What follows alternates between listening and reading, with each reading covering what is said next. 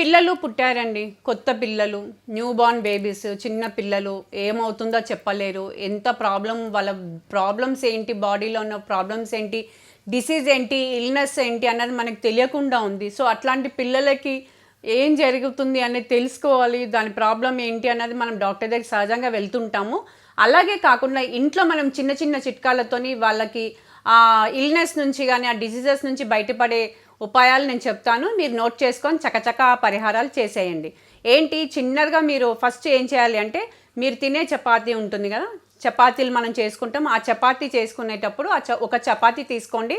దాన్ని ఫుల్గా ఇచ్చేసేసుకొని ఆ పాప కానీ బాబు కానీ ఎవరికైతే బాగాలేదో క్లాక్ వైజ్గా ఆ చపాతీని క్లాక్ వైజ్గా 7 టైమ్స్ ఎవరైతే బాగాలేదో ఆ పాప తల మీద నుంచి ఆ బాబు తల మీద నుంచి 7 టైమ్స్ తీసేసి కౌకి కానీ ఫీడ్ చేశారంటే బాబుకుండే ఇల్‌నెస్ కానీ డిసీజ్ కానీ తొందరగా తగ్గే పరిష్కారం అవుతుంది.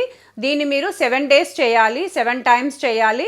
దీన్ని మీరు స్టార్ట్ చేసే రోజు శుక్రవారం నుంచి స్టార్ట్ చేసి డైలీ అది మీరు 7 డేస్ చేయాలి. ఒక రొట్టె తీసుకోవాలి, 7 టైమ్స్ బాబు తల మీద నుంచి తీసేయాలి, పాప తల మీద నుంచి తీసేయాలి, కౌకి తినిపించాలి. అది 7 డేస్ చేయాలి.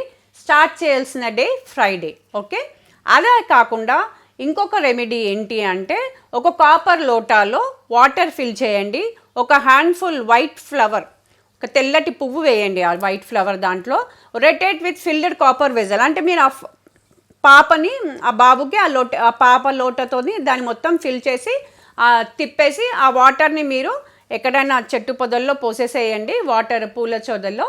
సో అలా చేయడం ద్వారా కూడా తొందరగా ఆ ఇల్‌నెస్ అన్నది తగ్గుతుంది.